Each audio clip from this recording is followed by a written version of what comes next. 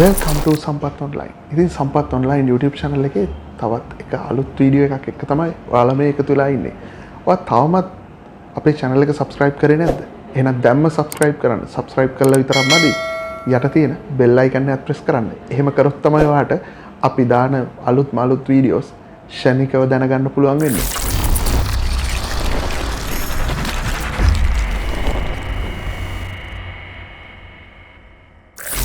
ඉතින් අද මේ පවතිනා වූ රටේ පවතිනා වූ තත්ත්වයක් එක්ක ව්‍යාපාරවලට ඇති වෙලා තියෙන බලපෑම ගැන සහ මේ වර්තමානයේ තිබෙනා වූ මේ තත්ත්වය ගැන කතා බහ කරන්න අපි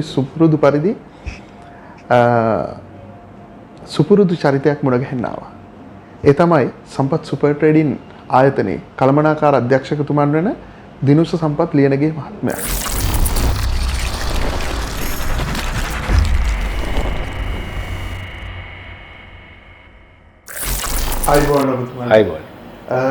ඔබතුමා ව්‍යාපාරිකයෙක් වශයෙන් මම මුලින්ම ඔබතුමාගෙන් අහන්න කැමති මේ කොවිඩ් වසංගත තත්ත්වය ඇත්තටම ව්‍යාපාරවලට මොන වගේ බලපෑමක්ද මේ වෙනකොට කරලා තියෙන්නේ?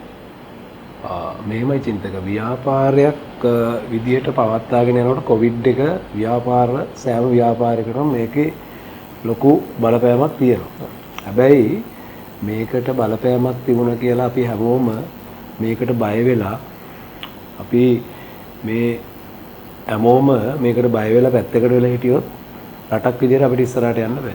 ඒත් අපි බලන්න ඕනේ මේ රට ඇතුලේ ඉඳගෙන මේ වෛරස් එකත් එක්ක අපි කොහොමද මේ සටන කරන්නේ කියලා. මොකද අපි දන්නවා රටක් විදියට අපිට බැලුවාම අපි ඇනලයිස් කරලා පිටරටවල් එක්ක බලනකොට අපේ ලංකාවට මේක ලොකුවට බලපාලා නැහැ.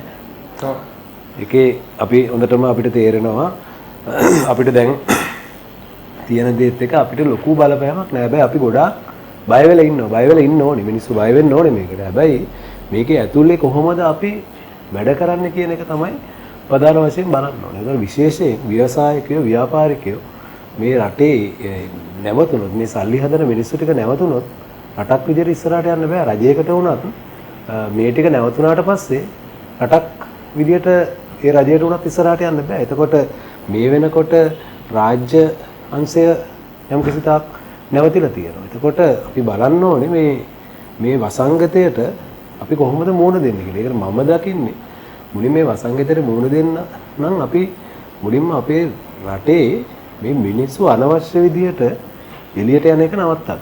ඒක තමයි ප්‍රධානම දේ. ඒක නවත්තන්න නම් ප්‍රශ්නයක් අතරින් ඔබතුමාට යොමු කරනවා. මිනිස්සු කියනවා මේ වෙනකොට රටක් විදිහට අපි වැටලා ඉවරයි.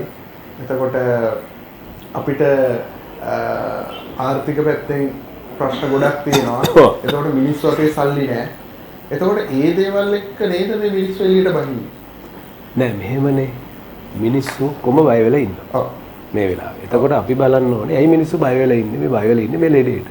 හැබැයි කාටවත් කන්නේ නැතුව ඉන්න බෑනේ. මේ රටේ පවුල් ලක්ෂ 54ක් විතර ඉන්න මිනිස්සු කාලා බීලා ඉන්නවා. නොකා ඉන්න බෑනේ. මොකද රජයටත් මේ වෙලාවේ මේක ගිනි ගන්න රටක් බවට පත් වෙලා තියෙන හැමතැනටම ණය වෙලා හරි අමාරුවෙන් තමයි මේක කරගෙන යන්නේ. මොකද මෙච්චර කාලයක් මේ දේශපාලඥයෝ ටික එකතු වෙලා මේ තාක් දුර එනකම්ම මේ රට ණය අරගෙන තමයි මේ රට අරගෙන ගියේ. ඒතර අපි විශ්වාස කරනවා දැන් හරි මේ රට යම්කිසි ක්‍රමයකට හරියයි කියලා හිතලා තමයි අපි හැමෝම ගෝඨාභය මහත්තයාට ඡන්ද දුන්නේ. ඒතර එතුමා තමයි දැන් ජනාධිපති වෙලා ඉන්නේ. ඒතර අපි බලන්න ඕනේ මේ වෙලාවේ රටක් විදියට අපි මේ වෛරස් එකත් එක්ක සටන් කරන්නේ කොහොමද කියලා. ඒතර මම දකින්නේ අපි මුලින්ම කරන්න ඕනේ මේ මිනිස්සු ඔක්කොම බය වෙලා හිටියොත් ඔක්කොම මේකට මුහුණ දෙන්න නැතුව හිටියොත් අපිට මේ රටේ දුවන්න බැරි වෙනවනේ මේ ගමනේ යන්න බැරි වෙනවනේ මේ රට ආර්ථිකයේ වශයෙන්. මොකද අපිට වෙන ආදායම් නැහැ. අපි භාණ්ඩාගාර වල සල්ලි නැහැ. ව්‍යාපාරිකයෝ ගත්තත් අපේ ලොකු මහා ව්‍යාපාරිකයෝ නේ. අපේ වුණත් කම්පැනි එකේ අපි ගත්තොත් එහෙම දවසක් අපි වහලා තියනවා කියන්නේ අපි 500ක් විතර වැඩ කරනවා. එලින්ම ෆ්‍රන්ට් එකේ. ඒ ස්ටාෆ් එකේ 500ට අපිට පඩි දෙන්න විතර දවසකට ලක්ෂ 8ක් 9ක් වෙන් කරනවා. ඒතර දවසක් වහලා තියෙනකොට ඔයා හිතන්න කම්පැනියක් විදියට සෑහෙන්න කඩාගෙන වැටෙනවා. ඒතර මේ ලංකාවේම තියෙන කම්පැනිස් ඔක්කොම මෙහෙම ගියොත් එහෙම රටට මොන වගේ දෙයක් වෙයිද? රාජ්‍ය ආසන ටික ඔක්කොම වහලා තිබ්බොත් මොන වෙයිද? ඉතින් අපි බලන්න ඕනේ මුලින්ම ෆ්‍රන්ට් එකේ ඉන්නේ මේ ලක්ෂ 54න්ම පවුල් ලක්ෂ 54න් ලක්ෂ 50ක් විතර ෆ්‍රන්ට් එකේ ඉන්නවා. එතකොට පවුල් ලක්ෂ 54න් අපි බලන්න ඕනේ කවුද වැඩ කරන මිනිස්සු. වැඩ කරන මිනිස්සු ලක්ෂ 50ක් ඉන්නවා මේ රට ඇතුලේ. මම දන්න විදියට. මේ ලක්ෂ 50 තමයි ෆ්‍රන්ට් එකේ වැඩ කරන්නේ. එතකොට මේ ඉතිරි ලක්ෂ 160ක් 170ක් ඉන්න කට්ටිය කවුරුත් දොට්ට බහින්න අවශ්‍ය නැහැ. අපි මුලින්ම කරන්න ඕනේ ඒක නවත්තන්න. ඒක නවත්තලා අර ලක්ෂ 50 බය නැති කරන්න ඕනේ. ඒක නැති කරන්න නම් මේ වැක්සින් එක හරිනම් අපි මේ වැක්සින් එක ගැව්වාම මේ ෆ්‍රන්ට් එකේ ඉන්න මිනිස්සු ටික බේරෙනවා. අපි පසුගිය දවස්වල අපේ රජයෙන් තීරණයක් ගත්තා අවුරුදු 30ට වැඩි කට්ටියට මේ වැක්සින් එක දෙන්න. ඔව්. හැබැයි මම දකින විදිහට අවුරුදු 30ට අඩු පිරිසකුත් මේ සේවයේ අවුරුදු මෙහෙමනේ චින්තක අවුරුදු 30ට අඩු පිරිසකුත් ඉන්නවා අවුරුදු 30ට වැඩි පිරිසක් තමයි රටේ වැඩිපුර වැඩ කරන්නේ. අවුරුදු 30ට අඩු පිරිසක දෙන හැබැයි අපි ඇනලයිස් කරලා බැලුවට පස්සේ මැරෙන්නේ 30යි 60යි අතරනේ. එහෙනම් අපි මුලින්ම එතෙන්ට දැන් මොකද මේක ඇවිල්ලා මේ ඉන්ජෙක්ෂන් එකේ තාම අතුරු ආවා තියනවද මොනවද කියලා අපි දන්නේ නැහැ මේක ගැහුවට. හැබැයි අපිට කරන්න දෙයක් නැහැ මුළු ලෝකෙටම කරන්න දෙයක් නැහැ මේ වැක්සින් එක නොගහ මොකුත් කරන්න බෑනේ. එතකොට අපි අවුරුදු 60න් ඉහළ ගහගෙන තියාගෙන හිටියොත් අවුරුදු 60 මේ ඉහළ කට්ටිය මේක වැඩ කරන්නේ නැහැ. ඒක හොඳ තීරණයක් තමයි මේක අරන් තියෙන්නේ. මේක ඉතින් නිතරම බලන්න ඕනේ මේ වැක්සින් එක අපිට සුසුම මොනවද කියන එක. නමුත් අපිට වෙලාව හැටියට 30යි 60යි අතර මේ වැක්සින් එක ගැහුවොත් බෝවෙම නවතිනවා. ඒතර අපිට පුළුවන් මේ රට ඇතුලේ මේ ලක්ෂ 50ක් මේ ෆ්‍රන්ට් එකේ මිනිස්සු වැඩ කරනවා. ඒකට අපිට කරන්න තියෙන්නේ මේ රටින් එළියට යන එක. අනේ මිනිස්සු දන්නවා මේ අපේ ලංකාවේ කාලකණ්ණි ටිකක් ඉන්නවා. උන් එළියට වැහලා ඇවිදිනවා. උන්ට මේ අපි කරන්න තියෙන්නේ අපේ කටයි නහයයි වහගන්න එක. ඕක වහගෙන වැඩ කරා නම් අපිට විශ්වාසයක් තියාගෙන මේක වැඩ කරමු. මොකද අපිත් මේ කොවිඩ් එක ආපු වෙලේ ඉඳලා මේ අවුරුදු 2-3ෙම අපිත් මේක එළිය බහලා අපි වැඩ කරනවා දෙන්නේ කියලා. හැබැයි අපි ඒ අවශ්‍ය දුන් ටික අල්ලගෙන මේ ටික ඔක්කොම කරේ. හැබැයි මේක මාධ්‍ය වලින් පුළුවන් තරම් බය කරන එක නෙමෙයි. මම කියන්නේ කරන්න ඕනේ. මිනිස්සුන්ට කියන්න ඕනේ. ඕගොල්ලෝ දුන් ටික අල්ලන්න, මාස් එක දාන්න, මෙන්න මේවා තමයි ඩිසිෂන් තමයි අපි ගන්න මේ වන මාස් එක දැම්මේ නැත්නම් අපි ඩිසිෂන් එකක් ගන්න ඕනේ මිනිස්සු. එතකොට අර ලක්ෂ 50 මේ ෆ්‍රන්ට් එකේ වැඩ කරගෙන යනකොට රට දුවනවා. රටේ ආර්ථිකයට බලපෑමක් වෙන්නේ නැහැ. ප්‍රැක්ටිස් ටිකයි ඔක්කොම දුවනවා රට දුවනවා. එතකොට මේ ලක්ෂ 50 ඇතුලේ ඉන්න මිනිස්සු තමයි මේ ගෙදර යන්නේ. ඒතර එයා ආරක්ෂිතයි. එයාට බඩු ටික අවශ්‍ය එළවලු ටික මේ ගෙදරට අරන් යන්න පුළුවන්. ඒතකොට අද ඉස්කෝලත් වහලා තියෙන්නේ. මේ තරුණ පරපුර ඔක්කොම ටික ගෙදර තියලා අම්මවත් ගෙදර තියලා මේ ඔක්කොම ටික බලාගත්තා නම් මේ ෆ්‍රන්ට් එකේ ඉන්න ලක්ෂ 50 අම්මලා හරි තාත්තලා හරි පුතාලා හරි මේ ෆ්‍රන්ට් එකේ ඉන්නේ ලක්ෂ 50යි වැඩ කරනවා. හරි ඒකේ ඉන්නවා ඔයා බලන්න අද කුලී වැඩ කරන මිනිස්සු ජීවත් වෙන්නත් ඕනේ. ඔව්. එයාත් වැඩ කරන්න ඕනේ මේ රට ඇතුලේ. තේදලු කරන මිනිස්සුත් වැඩ කරන්න ඕනේ. ඉරිකපර මිනිස්සු වැඩ කරන මේ හැමෝටම මේ වැක්සින් එක දුන්නා නම් මේ මිනිස්සු බය නැතුව ඒකට රටේ වැඩ කරනවා. රට දියුණුව. හරි මේකේ අපි බලන්න ඕනේ මුළු ලෝකෙම කඩාගෙන යන තියෙන වෙලාවක අපිට මොකක්ද මම දකින්නේ මේ රට දියුණු කරන්න පුළුවන් හොඳම අවස්ථාවක තමයි අපි ඉන්නේ. පිට රටින් කිසි දෙයක් නොගෙන අපේ රට ඇතුළේ අපිට මොනවද කරන්න තියෙන්නේ? සියලුම නිෂ්පාදන ටික කරොත් ලොකු දෙයක් කරව අද ගොවියෝ අඬ ඉන්නවා මේ බඩු ටික විකුණ ගන්න විදිහක් නැහැ. ඒකට ඒවට අපි ක්‍රම වේද හදන්න. මොකද මමත් ඇත්තෙන්ම එක පැත්තකින් ගොවියෙක්.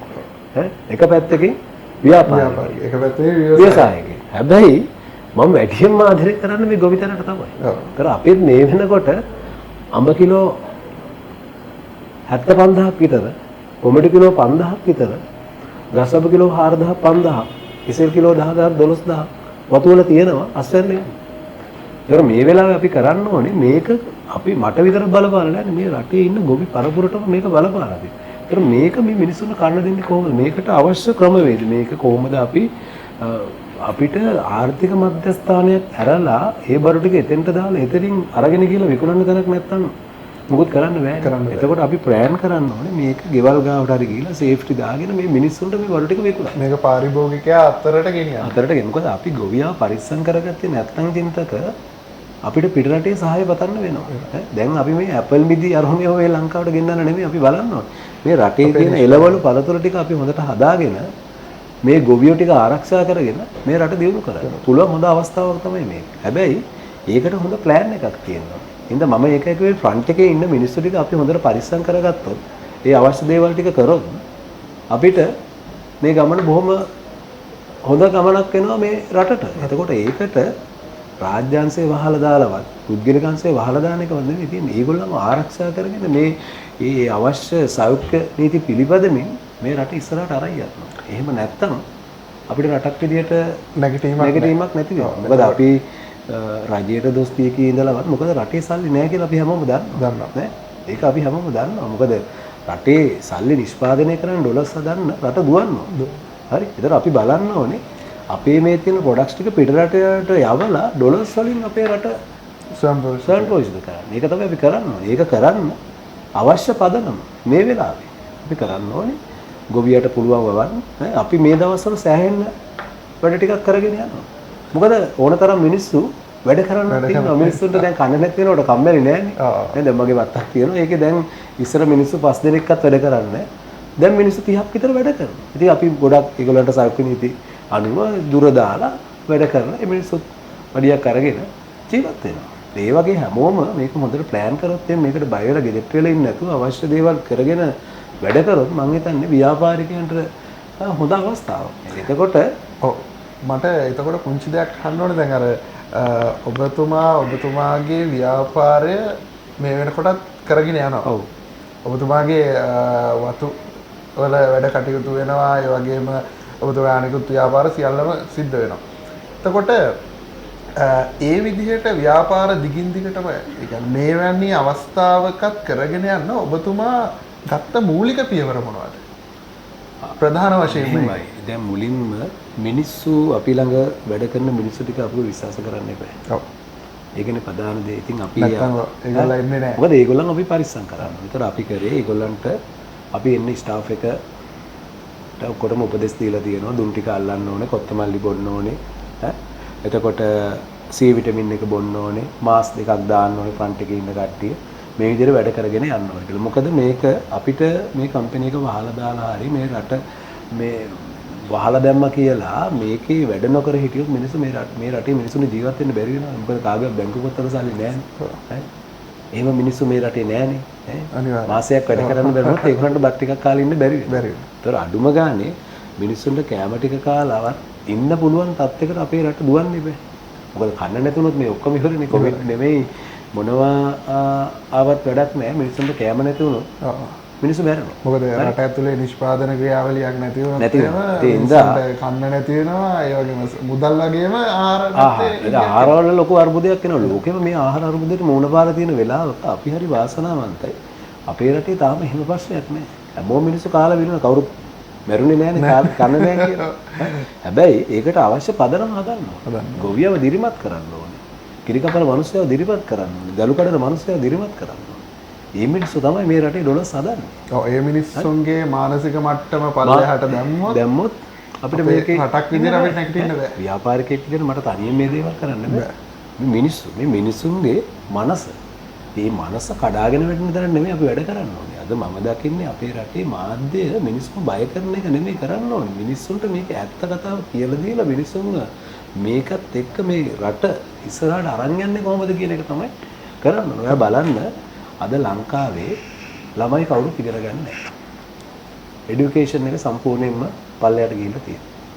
ඒකවල ඔයා දන්නවා ලංකාවේ channel තියෙනවා. ප්‍රධාන channel 5කට එහා පැත්තේ තියෙනවා.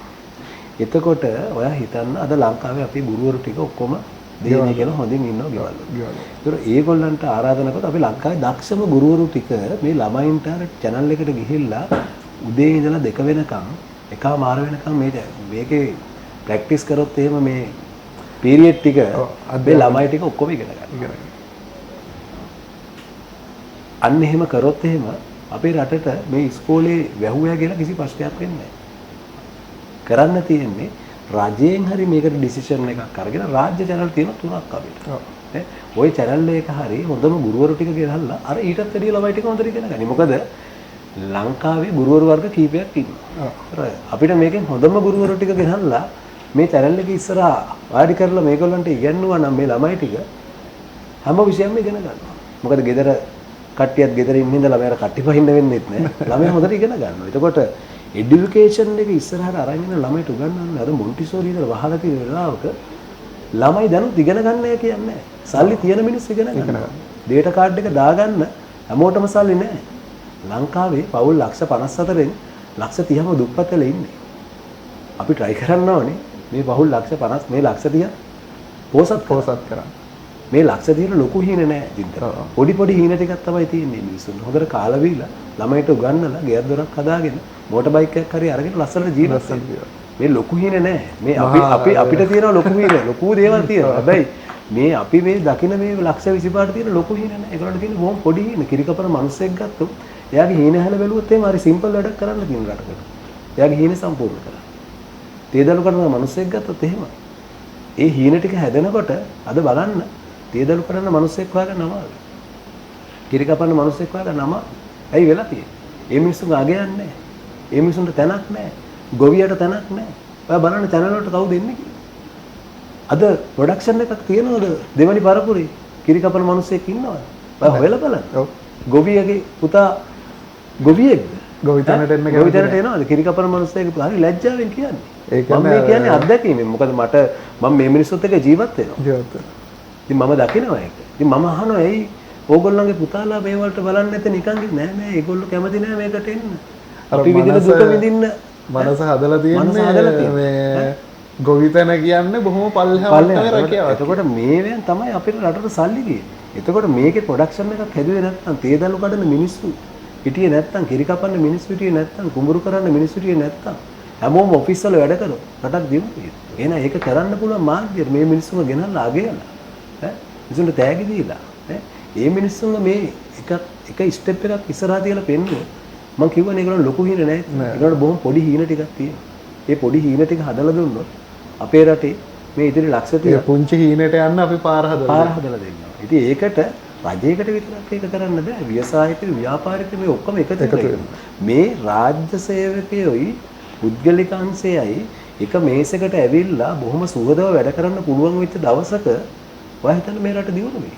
ඔයා හිතන්නවා අද අපි ව්‍යාපාරයක් පටන් ගන්නවා නම් අද අපි පටන් ගන්න හිතුවොත් එහෙම අපිට අවුරුදු 3කටවත් ඒක පටන් ගන්න බෑ. ඇයි ඒ ඇප්රූවල්ස් ගන්න මං හිතන්නේ අපිට අවුරුදු 3ක් 4ක් යනවා. ඒතර අපි හිතුවොත් එහෙම අද පටන් ගන්න ඕනේ කියලා අපිට හිතන්න වෙලා තියෙන්නේ ලබන 2030 පටන් ගන්න ඕන දැන් තමයි අපි මේක හිතන්න ඕනේ කියලා. හැබැයි අපිට දැන් හිතලා දැන් මේ මොකද වෙලා තියෙන්නේ? ඩොකියුමන්ට්ස් තියෙනවා සෑහෙන ප්‍රමාණයක් පුරවන්න. එක තැන් වලට ගිහිල්ලා ඒ ටික කරලා එනකොට අවුරුදු 3-4ක් යනවා. මොකද ඒගොල්ලන්ට තේරෙන්නේ නැහැ මේක කොහොමද කරන්නේ. සිස්ටම් එකේ අවුලක් තියෙනවා. ඒගොල්ලෝ ඒ හීනේ දකින්නේ නැහැ. ව්‍යාපාරිකයාගේ හීනේ ඒගොල්ලෝ දන්නේ නැහැ. ඒගොල්ලෝ ඉන්නේ වෙන හීනවල. එතකොට අපිට කවදාවත් රටක් විදිහට ඉස්සරහට යන්න බෑ. හැමෝම එක තැනක ඉඳලා මේ වෙලාවේ රටේ ප්‍රශ්නයක් තියෙනවා. මේ පැන්ඩමික් එකත් එක්ක මුළු ලෝකෙටම බලපාලා තියෙන වෙලාවක අපේ රට හරි වාසනාවන්තයි මෙහෙම ඉන්න එක. මම කියන්නේ අපි හැමෝම එක්කෙනෙක් විදිහට හිතලා මේ රටේ ඉන්න හැමෝම මිනිස්සු මේකත් එක්ක ෆයිට් කරොත් අර මං කියපු විදිහට ෆ්‍රන්ට් එකේ ඉන්න මිනිස්සු ටික හරියට වැඩ කරගෙන මේ දේවල් ටික කරොත් අපේ රටට ඇවිල්ලා තියෙන්නේ කොරෝනාවක් නෙමෙයි හොඳ අවස්ථාවක්. මම නම් හිතන්නේ එහෙම. ඒ වගේම මම ඔබතුමාගෙන් අහන්න කැමතියි දැන් අපි දැනගත්ත ඔබතුමා ව්‍යාපාරය කොහොමද මේ වෙලාවේ ගෙනියන්නේ සහ ඔබතුමාගේ සේවකයන්ගේ මට හැඟිච්ච දෙයක් තමයි සේවකයන්ගේ නිතරම මානසික මට්ටම ගැන ඔබතුමා හිතලා තියෙනවා. ඒ වගේම සෞඛ්‍ය පැත්ත හැම දෙයක් එක්කම තමයි ඔබතුමා ව්‍යාපාරය ගෙනියන්නේ. එතකොට ඔබතුමා වගේ හිතලා ඔබතුමා ව්‍යාපාරය ගෙනියන විදිහටම අනිත් අයටත් ව්‍යාපාර ගෙනියන්න පුළුවන්ද මේ තත්ත්වයට? ඔව් මෙහෙමයි තින්තක. ඇත්තටම මම ඔයාලට කිව්වනේ දැන් අපි දවසක් වහලා තියෙනවා කියන්නේ ලොකු පාඩුවක් තියෙනවා. හැබැයි මේ මිනිස්සුන්ට මේක රට වහලා තිබ්බා කියලා නොකනොබී ඉන්න බෑනේ. ඔව්. ඒගොල්ලන්ට කෑම බීම ටික කොහොම හරි අරන් යන්න ඕනේ. ඒත් මේ ලොකු සල්ලි තියෙන මිනිස්සු ඔක්කොම සුපර් මාකට්ස් වලට ඇවිල්ලා මාස 3කට විතර බඩු ස්ටොක් කරාට මම වැඩි කරන ලක්ෂ 30ක් විතර ඉන්නවා කියලා දුප්පත් මිනිස්සු. ඈ ඔය තියෙන බඩු ටික ගිහිලා දෙන්න ඕනනේ. එතකොට ඔය ලක්ෂ 30ටම මට බඩු ගිහින් දෙන්නත් බෑ. අනිත් සුපර් මාකට්ස් වලට ගිහින් දෙන්නත් බෑ. මේ තව පොඩි කඩ තියන අය ඉන්නවා. හරි? ගමේ කඩ තියන කට්ටිය ඉන්නවා. මේ හැමෝම ජීවත් වෙනවා. එතකොට ඒකට අවශ්‍ය තොග බඩු ටික යන්න. ඈ ඒගොල්ලන්ට අවශ්‍ය බඩු ටික මේ ගම ඇතුළට ගිහිල්ලා දෙන්න. ඒ වගේ ප්ලෑන් එකක් හදාගෙන ඒගොල්ලන්ට සහයෝගයක් දුන්නොත් ඒගොල්ලොත් බය වෙලා ඉන්නේ මේ වෙලාවේ. කුඩා ව්‍යාපාරිකයෝ ටිකක් බය වෙලා හිටියොත් එහෙම ගම බඩකින් ඉන්නවනේ. දැන් මම දකින්නේ ඉස්සර මිනිස්සු ඔක්කොම සුපර් මාකට් වලට දුවගෙන ආව බඩු ගන්න. දැන් මං හිතන්නේ කුඩා ව්‍යාපාරිකයට හොඳ අවස්ථාවක් තියෙනවා. තම ගමේ මේ මනුස්සයර දැන් එහෙම දුවන්න බෑ. තමන්ගේ ගම ඇතුලේ බඩු ටික ගෙනහිලා තියාගත්තොත් ඇත්තටම යාර හොඳ බිස්නස් එකක් කරන්න පුළුවන්. හැබැයි ඒක සේෆ්ටි තියාගෙන කරන්න ඕනේ. මේ හැමෝටම කොයිඩ් හැදිලා නැහනේ. හරි. අනිත් එක චින්තක අපි අවුරුදු 3ක් විතර මම මේකේ චෙයාමන් විතර මම මේ මිනිස්සුත් එක්කම වැඩ කරනවා. හරි. මම වෙනම බෙහෙත් දීලවත් මට තාම මේ ඉන්ජෙක්ෂන් එකවත් ගහ ගන්න බැරි වුණා. මේ වැක්සින් එකවත් මම ගහලා නැහැ. හරිද? හැබැයි මම බොහොම පරිස්සම් වෙලා දැන් මේ වෙලාවේ කතා කරන වෙලාව විතරයි මම මේ මාස් එක ගලවගෙන ඉන්නේ. මේක දාගෙන සැනිටයිසර් කරගෙන හොඳට අතපය හොදගෙන හිටියොත් මේක එහෙම වෙන්නේ නැහැ. අර තමන් පරිස්සම් වෙලා අනිත් කට්ටියවත් පරිස්සම් කරගෙන තමයි මේ ගමන යන්නේ. මම කියන්නේ හැම ව්‍යාපාරිකයෙකුටම මේක හොඳ අවස්ථාවක්. අර මොනවාක්වත් කරන්න බෑ කියලා හැංගිලා ඉන්නේ නැතුව එළියට බෑ. ඒකට රජයේ රාජ්‍යාංශේ ලොකු පිටුවහලක් දෙන්න ඕනේ. මේක කොහොමද? මොකද රටකට රජයට විතරක් බෑ. අපි ගත්තොත් එහෙම සතසොට විතරක් මේ ලංකාවේ මිනිස්සුන්ට කන්න දෙන්න බෑ. අපේ සුපර් මාකට් ජාලය ගත්තා තව තියෙන සුපර් මාකට් ජාල කීපයක් ලංකාවේ මේ ඔක්කොටම ඒක කරන්න බෑ. එහෙනම් මේ මුළු ඔක්කොම එකතු කරලා මේ වැඩපිළිවෙල කොහොමද කරන්න කියන එක තමයි රජයක් විදියට හැමෝම කතා කරන්නේ. හැම කොට්ටාසයකම හැම ග්‍රාම සේවක කෙනෙක්ම මේකට එකතු වෙන්න ඕනේ. ග්‍රාම සේවක කියන මිනිස්සයා ගෙදර ඉඳලා හරියන්නේ නැහැ මේ වෙලාවට. මේ වෙලාවේ එයා ගමත් එක්ක ඉන්නවා. එතකොට මේ ගමෙන් මිනිස්සුන්ගේ ප්‍රශ්න ටික බලලා ඒගොල්ලන්ගේ බඩු ටික ගෙනියන්න ඕන ක්‍රමේ හරි ගස්සලා දීලා එහෙම වැඩ කරොත් එහෙම මේක බොහොම ලේසියෙන් අපිට මේකට මුහුණ දෙන්න පුළුවන්. මොකද දවස් 14ක් අපි කොහොම හරි රට වහලා මේ මිනිස්සුන්ව තියාගත්තොත් මේ බෝ වෙන එක නවතිනවා. මම දන්න විදියට මම අහලා තියෙන විදියට මේ විශේෂඥ කියන විදියට අපි ගත්තොත් එහෙම පවුලක අපි 5 දෙනෙක් ඉන්නවා නම් මට හැදුනොත් මට දවස් 5කින් මේ ලෙඩේ 6කින් හෝ 7කින් හොඳ වෙනවා. එතකොට අමගේ පවුලේ අනිත් අයට හැදිලා ඉවරයි. ඒගොල්ලන්ටත් දවස් 6-7කින් හොඳ වෙනවා. එතකොට දවස් 14ක් රට ගහලා තියෙනකොට හොඳ වුණාට පස්සේ මේක වෙන කෙනෙකුට යන්නේ නැහැ. හොඳ වෙනවා හරි ලෙඩ වුණත් මේක වෙන කෙනෙකුට බෝ වෙන්නේ නැහැ. මේ බෝ වෙන්නේ නැත්නම් අපිට දවස් 14න් රට අරින්න පුළුවන්. හැබැයි අපි මේ කඩ මිනිස්සුන්ව ගෙනල්ලා අර මිනිස්සුන් එක දිගට දවස් 14ක් තියන්නේ නැතුව අපි මේක ඇර මිනිස්සුන්ගේ මොකද අපේ රටේ ඉන්න මිනිස්සුන්ගේ කිසි විනයක් නැහැ. නෑ.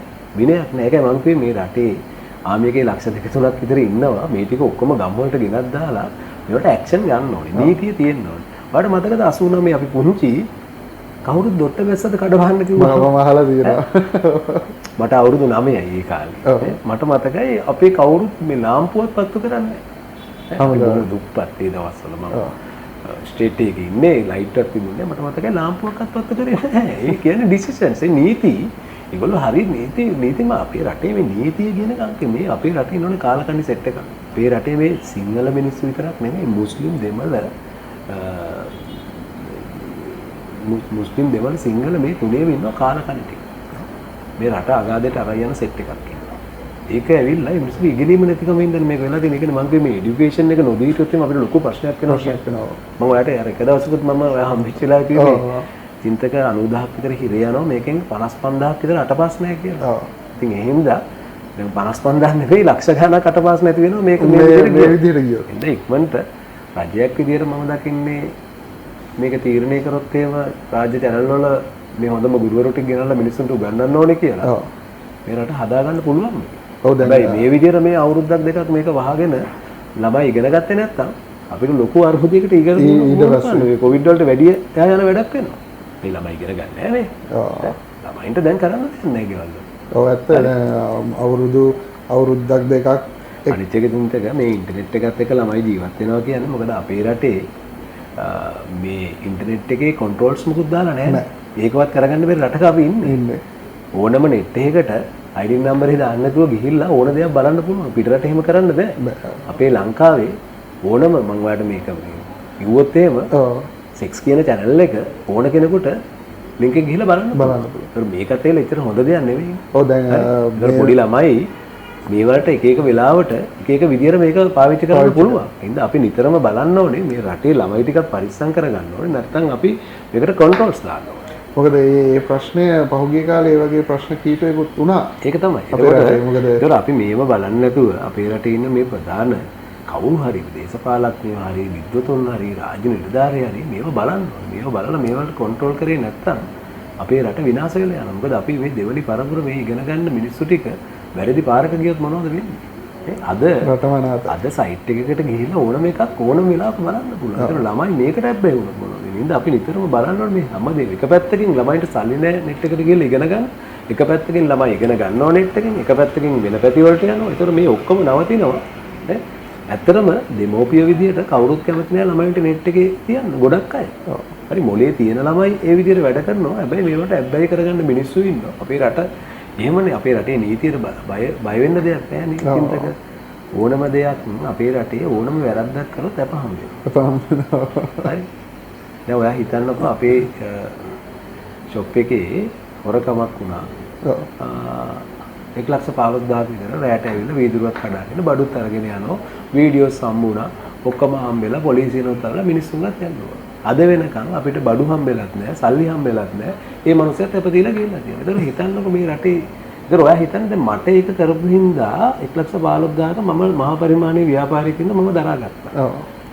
කුඩා ව්‍යාපාරික පොඩි කඩයක් කඩන් ගියා නම් ඒ මනුස්සය ජීවත් වෙන්නේ කොහොමද? ඒ මනුස්සයා සම්පූර්ණ සියල්ලම කඩාවැටෙනවා. ඒක තමයි. ඉතින් මේ රටේ නීතිය හරියට හැදෙන්නේ නැතුව අපි කොච්චර දැඟලුවක් වැඩක් නැහැ මේකට. මේ රටේ නීතියත් එක්ක තමයි මේ කොවිඩ් එක නවත්තන්න පුළුවන්. කියන්නේ හොඳ නීති මාලාවක් ගෙනල්ලා මේක කන්ට්‍රෝල් කරේ නැත්නම් මේක හරි සිම්පල්. මම දකින විදිහට මේක අපිට ලොකු පැන්ඩමික් ලොකු ප්‍රශ්නයක් නෙමෙයි මේක ඔපචුනිටි එකක්. මේක අවස්ථාවක්. ව්‍යාපාරිකයෙක් විදිහට මම දකින්නේ ඒකයි.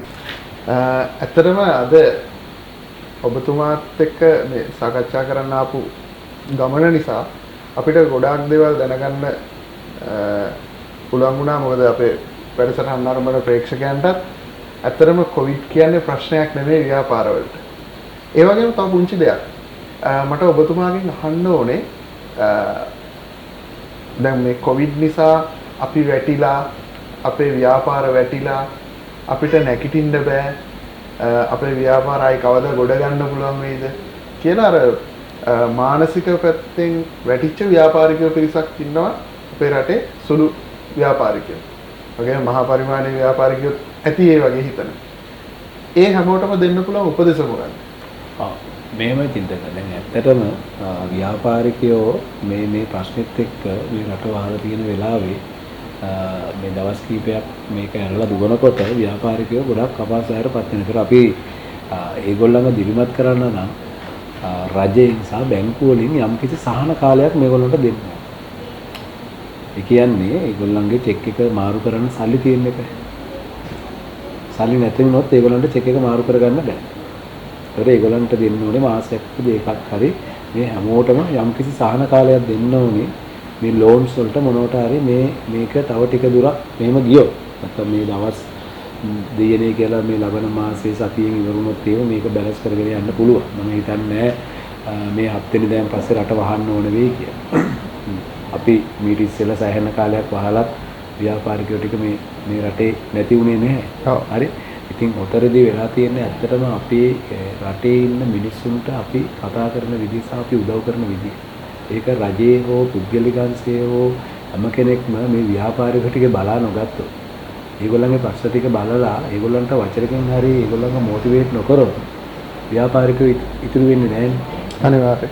ඒකනේ අපි කරන්න ඕනේ. අපි මේ වෙලාවේ අපි හැමෝම වැටෙන එක නෙමෙයි වැඩේ. අපි හැමෝම එකතු කරගෙන තමයි මේ ගමන යන්න ඕනේ.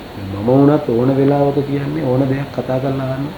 අපිත් උදව් කරන්න හැම ව්‍යාපාරිකයෝත් එකතු වෙලා තමයි මේ ගමන යන්න ඕනේ. මේ කොවිඩ් එක වෙලාවේ මම විතරක් බඩ විකුණලා මම විතරක් බිස්නස් එක කරගත්තා කියලා එහෙම නෙමෙයි අපි හිතන්නේ. අපි හිතන්නේ අපි හැමෝම එකතු වෙලා එළවලු ටික විකුණන මිනිස්සයා පොඩි සිල්වර කඩේ කරන මිනිස්සයා. ඇත්තටම මට හරි සතුටුයි දැන් අද ගමේ කඩේ කරන මිනිස්සයා හොඳ විශ්වාසයි හැමෝම සුපර් මාකට් වලට ගිය මිනිස්සුද ගමේ කඩේට යනවා. ඉතින් ඒ වගේ ඉතින් ඒක වෙලා තියෙන්නේ ගමේ කඩේ මුදලාලේ මොටිවේට් වෙලා නැහැනේ.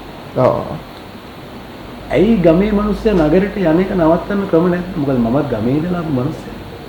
ඉතින් ඒවට ක්‍රමසාය විදි හදන්න ඕනේ. එතකොට ඒකට අවශ්‍ය ක්‍රමවේද ඇත්තටම මම වෙනම ඇකඩමි එකක් කරලා තියෙනවා.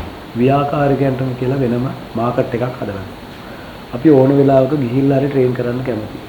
හරි මේ දේවල් ටික ඔක්කොම අපි ස්ටාර්ට් කරපු වෙලාවක තමයි මේ පැන්ඩමික් එක ලංකාවේ ආයි තුන්වෙනි පාරටත් ආවේ. නැත්තම් ඇත්තටම අපේ සම්පත් සුපරිම කියන කම්පැනි එකකින් අපි වෙනම ඒගොල්ලන්ව ට්‍රේන් කරලා අපි බලනවා මේ කුඩා ව්‍යාපාරිකයන්වත් ඉස්සරහට ගේන්න ඕන ක්‍රමය මොකක්ද කියලා. මේකට අවශ්‍ය ස්ටෝ මාකට් කියලා අපි මොඩල් එකක් හදලා ලංකාවේ පළවෙනි වතාවට මේ බිස්නස් වලව ඉස්සරහට අරගෙන යන්නේ කොහොමද? ඒගොල්ලන්ගේ මනස හදන්නේ කොහොමද? අද ඔයා බලන්න ඒගොල්ලෝ තාමත් පෑනින් තමයි ගණන් හදන්නේ. ඔව්. ඒගොල්ලෝ එකතු කරනවා, ලියනවා, එතනින් එහාට ලෝකයක් නැහැ. ඒගොල්ලන්ට මේ බිස්නස් එකෙන් එහාට දෙයක් හිතන්න නැහැ. ඒකට ඒගොල්ලන් අපි හදන සිස්ටම් එකක් එක්ක කොහොමද යන්නේ? මේ බිස්නස් එකට තව කෙනෙක් එකතු කරගෙන වැඩ කරන කෙනෙක්ව දාගෙන මේ බිස්නස් එක ඩෙවලොප් කරන්නේ කොහොමද? මොකද යා කඩේට බඩු ගේන්න යනකොට කඩේ වහලා යනවා. ඔව්. ඒක වෙනින්න කාහරි තියලා යන්නේ. ඒතකොට මේ බිස්නස් එක සාර්ථක වෙන්නේ මේක හැමෝම පාලනය කරනවා. එහෙම බිස්නස් කරන්න බෑ කිව්වොත්. එහෙනම් ඒකට අවශ්‍ය පදනම තමයි අපි හදන්නේ. මේවා මාධ්‍යයේ රටේ ඉන්න ප්‍රධානීන් මේ බිස්නස් වල මොටිවේට් කරනවා. ඒගොල්ලන්ට අවශ්‍ය දැනුම දෙන්න. මේවට අවශ්‍ය නීති රීති මාන මේ කම්පැනි එකක් විදිහට ඒගොල්ලෝ කොහොමද ඩෙවලොප් වෙන්නේ? සාමාන්‍ය තනි පුද්ගල ව්‍යාපාරිකයෙක් කොහොමද ඉස්සරහට යන්නේ? මේව ඔක්කොම මිනිස්සුන්ට උගන්වන්න නැතුව අපිට රටක් විදිහට ඉස්සරහට යන්න බෑ. මිනිස්සුන්ව ඉස්සරහට ගන්න නම් ඒගොල්ලන්ට දැනුම දෙන්න ඕනේ. දැනුමෙන් පෝසත් කරන්න ඕනේ ව්‍යාපාරිකයන්. අද ඒකට අවශ්‍ය තාක්ෂණය ලංකාවේ වුණ තරම් තියෙනවා. අද තනියම කෙනෙකුට තමන්ගේ දැනුම හොයාගෙන ඉස්සරහට යන්න පුළුවන්. ඉතින් මේ වගේ දේවල් අපි අර කඩේ ඉන්න මුදලාලි කියන මිනිස්සයව සිටුවරයා කරන තත්ත්වයට අපි අරගෙන යනවා. ඒක තමයි කරන්නේ. ඒගොල්ලෝ හිතනවා අපිට පුළුවන් මේක විතරයි. මට මේකෙන් එහාට දෙයක් හිතන්න නැහැ කියන්නේ. ඒක එහෙම නෙමෙයි. අපි එහෙම හිතුවා අද මට විතර ඉන්න බෑ. ඒ හින්දා ඒ අවශ්‍ය සිස්ටම් එක දාන්න පුළුවන්. අද තාක්ෂණය තියෙනවා. කොච්චර බිස්නස් එකක් කරනවද කියලා බලන්න පුළුවන්. ස්ටොක් එක බලන්න පුළුවන්. මේ හැමදේම ට්‍රේන් කරොත් අඩුම ගානේ අපිට මේ බිස්නස් වල 100ක් ගත්තොත් අපිට මේකෙන් 50%ක්වත් හදාගන්න බැරි කමක් නෑ. ඉගෙන ගත්ත මිනිස්සු ඉන්නවා මේක. ඒතරම ලොකු ඉගෙනීමක් ඕනේ. NBC අකුරු 26 තියෙනවා නම් සිස්ටම් එකක් එක්ක මිනිස්සුන්ට ජීවත් වෙනවා කියන්නේ හරි සිම්පල් දෙයක් නෙවෙයි. මොකද අපිට කැම්පස් ගිහිල්ලා නෙමෙයි අපි මේව කරලා තියෙන්නේ. අපි පුංචි ලෑලි කඩින් පටන් අරන් තමයි අද මේ බිස්නස් එක මෙච්චර දුර ගමනක් ගෙනල්ලා තියෙන්නේ. එදා මම හිතුවා මට මේක කරන්න බැරි වෙයි කියලා. එදා ග්ලෝබල් එකෙන් ඇවිල්ලා මගේ සිස්ටම් එක දාන්න ආපු වෙලාවේ මම බෑ කිව්වා නම් මම බය වුණා නම් අද මට එතනට එන්න බෑ. ඉතින් අදත් මම එතුමා මතක් කරනවා ග්ලෝබල් කියන ආයතනයේ සුබ මහත්තයාව මට 2000 අවුරුදු 15කට 20කට ඉස්සෙල්ලා හම්බුනේ නැත්තම් සමහරවිට මම මේ කඩේ ඉන්න තිබ්බා. ඒක මගේ වාසනාවකට හරි යාත් මාට හම්බුණා. මමත් ඒකට කැමති වෙලා සිස්ටම් එකක් එක්ක අද අපි සිස්ටම් එකෙන් තමයි සියලු දේවල් කරන්නේ. ඒ හින්දා මේ හැම මිනිස්සෙකුටම ඔයා ගිහිල්ලා බලන්න ඔයගේ ගමේ කඩේ සිස්ටම් එකක් තියෙනවා. මේ මුදලාලිට කඩේ වහලා ලාච්චුව දාලා කොහෙවත් යන්න පුළුවන්. ඉතින් මෙතෙන්ට මේ රට අරගෙන යන්න මේ හැම මිනිස්සෙකුටම දැනුම දෙන්න. මේ මිනිස්සු බය නැති කරලා. එතකොට බිස්නස් වල අපේ රටේ ව්‍යවසායිකයෝ ඕන තරම් බිහි. ව්‍යාපාරිකයෝ බිහි. ඒක තමයි අපි කරන්න හදන්නේ. ඒකට අපි උපරිම උත්සාහයක් කරනවා මේ රටේ කුඩා ව්‍යාපාරිකයන් ඉස්සරහට අරගෙන. හරි. එතකොට කොවිඩ් ප්‍රශ්නයත් එක්ක ව්‍යාපාරිකයන්ට වැටෙන්න දෙයක් නැහැ. ඉස්සරහට තමන්ගේ වැඩ ටික සෞඛ්‍ය ආරක්ෂිතව තමන්ට කරගෙන යන්න තමයි තියෙන්නේ. ඉතින් කොවිඩ් කියන්නේ ඇත්තටම ප්‍රශ්නයක් නෙවෙයි. අවස්ථාවක්. කොවිඩ් කියන්නේ අවස්ථාවක්. ඒ විදිහට තමයි සම්පත් සුපර් ට්‍රේඩින් ආයතනයේ කළමනාකාර අධ්‍යක්ෂකතුමන් දිනුෂ සම්පත් ලියනගේ මහත්මයා හිතන්නේ. ඉතින් එහෙමනම් ඔබතුමාගේ වැඩ කටයුතු සියල්ලම සාර්ථක කරගෙන යන්න ලැබේවායි කියලා ප්‍රාර්ථනා කරන ගම ප්ලස් ටෝක් වැඩසටහනේ අදට අපි සමුගන්නවා. ඔබතුමාට අයබෝවන්. ඔබ සමට අයබෝවන්.